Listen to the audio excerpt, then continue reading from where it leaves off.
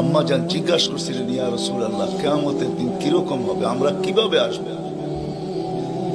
তো আম্মা জানকে আল্লাহ রাসূল বলছিলেন যে হুফাতান ওরাতান, পায়ে হাইটা আসবে, উলঙ্গ আসবে।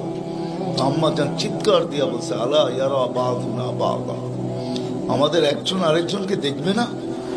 আল্লাহ রাসূল আম্মা জানের কোলে শোয়া ছিলেন, উঠা বসছেন, চেহারার রং পরিবর্তন হয়ে গেছে। আর বলছে, আয়েশা ইয়াউমুন আসির, আয়েশা বড় কঠিন দিন। তো দুটা চিত্র তুলে ধরছেন আম্মার সামনে। বলছে, আয়েশা কিরকম কঠিন শুনবা? কাআন্নী আনজুরু মূসা মুতালাফফিফুন বিউমুদিল আরশ ওয়া ইয়াকুলু রাব্বি লা আসআলুকা আল-ইয়াওমা উম্মি ওয়া লা আসআলুকা আল-ইয়াওমা উখতি আসআলুকা নাফসি নাফসি নাফসি নাফসি। বলছে, আয়েশা এরকম কঠিন দিন আমি দেখতেছি যেন মুসা আলাইহিস সালাম আরশের খুঁটি ধরে চিৎকার দিতেছে আর বলতেছে, আল্লাহ আজকের দিনে মাকে চাই না, বোনকে চাই না, চাই আমাকে বাঁচান, আমাকে বাঁচান। কালিমুল্লাহ, যার কিতাবটা আল্লাহ নিজের হাতে লেখছে, কাতাবাত তাওরাত বিয়াদি, যার কিতাব আল্লাহ নিজের হাতে লেখা দিয়েছেন। কালিমুল্লাহ যিনি, আল্লাহর সাথে যিনি কথা বলতেন, যার উপাধি কালিমুল্লাহ। উলুল আজমি মিনার রসুল, 5 জন নবীর ভিতরে একজন যিনি, 5 জন উলুল আজমি মিনার রসুলের ভিতরে। তো আল্লাহ রসুল বলছে, আয়েশা আরেকটু দৃশ্য বলবো তোমাকে? তো বলছে, ইয়া রাসূলুল্লাহ বলেন। বলছে, ওয়াজিআ বিজাহান্নাম, জাহান্নামকে যখন আনা হবে 70,000 শিকল লাগানো হবে, প্রত্যেকটা করার সাথে 70,000 ফেরেশতা ধরবে। তারপরও জাহান্নাম ছুটবে, সব ফেরেশতাদের হাতের থেকে ছুটা নিচে কিয়ামতের দিন মাঠের দিকে যখন ভাগতে থাকবে, তো জিবরিল আলাইহিস সালাম আল্লাহর পাশে থাকবে, চিৎকার দিয়া বসা পড়বে আর বলবে, রব্বি সাল্লিম সাল্লিম, রব আমাকে বাঁচান, আমাকে বাঁচান। ওই দিন শুধু একজন ব্যক্তিত্ব, আপনার আমার রাসূল মুহাম্মদুর রাসূলুল্লাহ সাল্লাল্লাহু আলাইহি ওয়াসাল্লাম শুধু উম্মতি উম্মতি বলে চিৎকার দিলেন। আল্লাহ এটাই জবাব দিতেছেন, আনতা তাকুলু উম্মতি, আমি জানি আপনি উম্মতি বলে চিৎকার দিবেন, কেন এখানে শুধু ব্যথা উম্মতের, আর কোনো ব্যথা নেই, কোনো ব্যথা নেই, শুধু ব্যথা উম্মতের ব্যথা। এমন এক ব্যথা দিলের ভিতরে ছিল। তো বলছে, আপনি উম্মতি বলে চিৎকার দিবেন, আমি বলবো রহমতি রহমতি, 99 রহমত রাখা আছে, সালতো তা, ওই দিন আপনি চাবেন আমি দিব, শাফি তুসাফা, আপনি সুপারিশ করবেন আমি মঞ্জুর করব। আরেক রিওয়ায়াতে আল্লাহ বন্ধুকে সান্ত্বনা দিয়েছেন, বন্ধু আনা মালিকি ইয়াউমিদ্দিন আনতা সাহিবা ইয়াউমিদ্দিন, আমি কিয়ামতের মালিক বটে কিন্তু বাদশা কিন্তু আপনি, আমি মালিক কিন্তু বাদশা আপনি। ব্যথা ছিল, ব্যথা। সুনামগঞ্জের মানুষ আমার চেয়ে বড় বড় ওলামার আওয়াজ করছে, আমি শুধু আপনাদেরকে একটু নবীর ব্যথা শুনাইতেছি, কিরকম ব্যথা ভিতরে ছিল। চলেন, যখন ব্যথাই শুনাইতেছিলাম তো আরেকটু শুনাই। প্রথম সিংহায় ফুতে সব ধ্বংস হয়ে যাবে, এটাকে নফখাতুল উলা বলে, কিয়ামত যেটাকে বলে। দ্বিতীয়টাকে নফখাতুন নুশুর বলে, দ্বিতীয় সিংহা ফুতে সব আবার জন্ম হবে, সব পয়দা হবে। কিন্তু এর আগে মৌত সবার হয়ে যাবে, মালাকুল মৌতেরও মৌত হবে, এটাও সত্য, হাদিসে আছে। আমি অতদূর টানতে চাইতেছি না। সর্বশেষ যখন মালাকুল মৌত থাকবে, তা আল্লাহ জিজ্ঞেস করবে, মান বাকিয়া ইয়া মালাকুল মৌত, কে বাকি? তো বলবে, লা মা বাকিয়া আহাদ ইল্লা আনা ওয়া আনতাল হাইয়ুল লাযী লা তামুত। আকাশ জমিন আরশের নিচে কোথাও কোনো সৃষ্টি বাকি নাই, শুধু আমি একা বাকি আর আপনি। আল্লাহ জিজ্ঞাসা করবে, আইনা আনতা, তুমি কোথায়? তো বলবে, তাহতা আরশিক, আমি আপনার আরশের নিচে, উপরে তো না। আল্লাহ বলবে, মাদা তারাও, আরশের নিচে তাকায় দেখো তো কি দেখা যায়? তো উনি লেখা দেখবে, আজকেও আছে, ওই দিনও উনি দেখবেন, ইন্নী কাতাবতুল মৌত আলা মান তাহতা আরশি, আমার আরশের নিচে যে আছে তাকে মরতেই হবে। আল্লাযী হাই চিরঞ্জীব ফাহুয়া ফাওকা আরশি, সে আমার আরশের উপরে বিরাজমান। তো বলবে আল্লাহ এই লেখা আছে এখানে, তা আল্লাহ বলবে ফাতামুত আনতা, এবার তোমার পালা। ফাইন্নাকা তাহতা আরশি, তুমি আমার আরশের নিচে। ওয়া ইন্নী কাতাবতুল মাউত আলা মান তাহতা আরশি, আর আমার আরশের নিচে যে আছে তাকে মরতেই হবে। সায়ুলকি আলাইহি সাকারাতাল মাউত, আল্লাহ ওনার উপরে মৃত্যুর যাতনা ঢালবেন। আজকে যদিও উনি মৃত্যু সম্বন্ধে কিঞ্চিত ধারণাও রাখেন না, আমার বিশ্বাস উনি মৌত কি জিনিস জানেন না, এটাই তো সত্য। কি যাতনা বিষে বুঝিবে সে কিসে, কবু আসি বিষে ডংসিনি জানে। সাপের বিষ তো ওই বোঝে যাকে সাপে দংশন করছে। উনি তো নিয়ে যায় শুধু আমাদেরকে, হুকুম হয় অপারেশন সাকসেস করে না, নিয়ে যান। এমনকি প্লেনের ভিতরে উনি অপারেশন চালান, ঠিক না? মানুষ প্লেনও মরে ইদানি, আগেও মরছে। উনি নিয়ে যান, উনি মৃত্যু সম্বন্ধে কিঞ্চিত ধারণা রাখেন না। তো যখন আল্লাহর ওনার উপরে সাকরাতুল মউত, সায়ুলকি আলাইহি সাকরাতুল মউত, মৃত্যুর যাতনা আল্লাহ ঢালবেন, তো ওই দিন উনি চিৎকার দিবে, চিৎকার। কিরকম চিৎকার? বলবে বিইজ্জতিকা ওয়া জালালিক, তোর ইজ্জত আর জালালের কসম, ওয়া উলুবি মাকানিক, তোর উচ্চতার কসম মালিক। লাউ আলিমতু সাকরাতাল মউত, মৃত্যু সম্বন্ধে যদি আমার কিঞ্চিত ধারণা থাকতো, মা কাবাস্তু আরওয়াহাল মুমিনিন, কোন মুমিন মুসলমানকে আমি এত কষ্ট দিয়ে নিয়ে আসতাম, এত কষ্ট।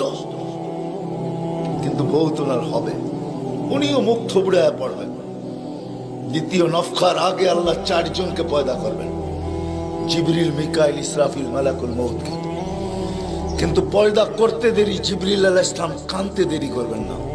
3 জন জিজ্ঞাসা করবে কান্নার কারণ, বলে ইদান ইউমার ইসরাফিল, এখনই হুকুম করা হবে ইসরাফিলকে নফখাতুন নুশুরের জন্য, আর আমাকে হুকুম করা হইবে আল্লাহর বন্ধুকে মাকামে মাহমুদে নিয়ে আসার জন্য।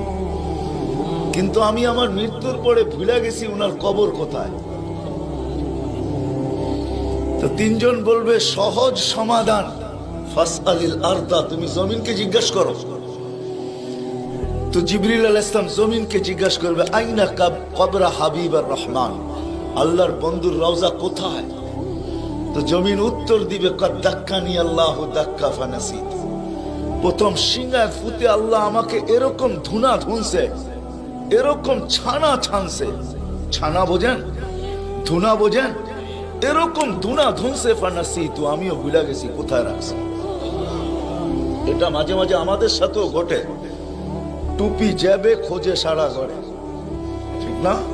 সারা ঘর মাথায় উঠায় ফেলে, হঠাৎ পকেটে হাত দিয়া দেখে টুপি আর জিব্বাটা কামড় দিয়ে বেরিয়ে চলে যায়, ঠিক না? নাহলে তো ঘরালার আবার এর মাথা খারাপ করবে, ঠিক না? আমাদেরও ঘটে, জমিনও ভুলে যাবে। ওই দিন আল্লাহ রসুলের কবর থেকে নূর বাহির হবে, নূর নূর নূর নূর, হাত্তা ইয়াসাদ আরশার রহমান, আল্লাহর আরশ পর্যন্ত পৌঁছবে।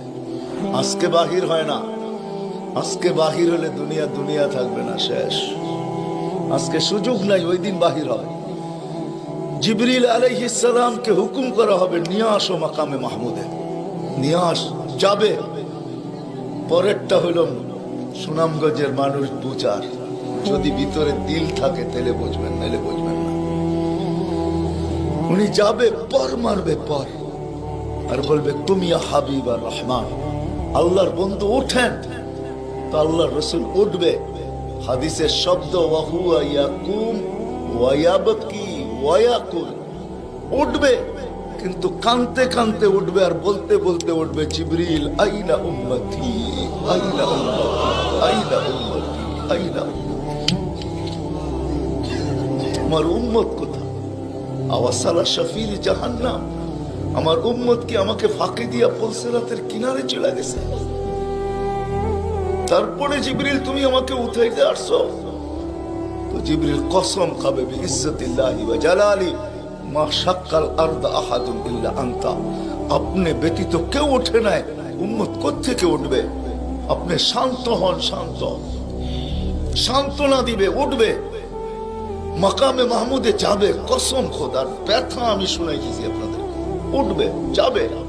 কিন্তু মাকামে মাহমুদে বসবে না, শুধু ডাইন হাতটা রাইখা দিয়ে দাঁড়ায় থাকবে। আল্লাহ জিজ্ঞেস করবে, বন্ধু বসেন না? বলছে, না বসবো না। দাঁড়ায় আছেন কেন, হাত রাখছেন কেন? বলে, মালিক এই জন্য হাত রাইখা দাঁড়ায় আছি, এটা আমি মালিক। কিন্তু তাইলে বসেন না কেন? বলে, বসবো না। বলছে, কারণ কি কারণে বসবেন না? বলে, আমাকে বসায়া দিতে চান তাই না? আমি যদি বসি তো আমার উম্মতের জন্য ছোটবে কে, ভাববে কে, কাঁদবে কে? হাউজে কাউসারে যাবে কে? উম্মতের ঠোঁটে লাগায়া পেলা পান করায়া দিবে, পানি পান করায়া দিবে কে? মিজানের পাশে দৌড়াবে? পাল্লা যদি সামনে না ঝোঁকে তাইলে দুরুদের গাঠি নিয়া, যা আমি আপনি পড়ছি নবীর উপরে দুরুদ, ওই গাঠি গুলাকে নিজের কাঁধে করে নিয়ে চলে আসবে। প্রত্যেকের নামেরটা ইমাম কর্তুবী রহমতুল্লাহ আলাইহি লেখছেন, কিতাব মোতালা করেন, ওই গাঠি নিয়ে আসবে, নিজে উঠায়া নিয়ে আসবে, উঠায়া।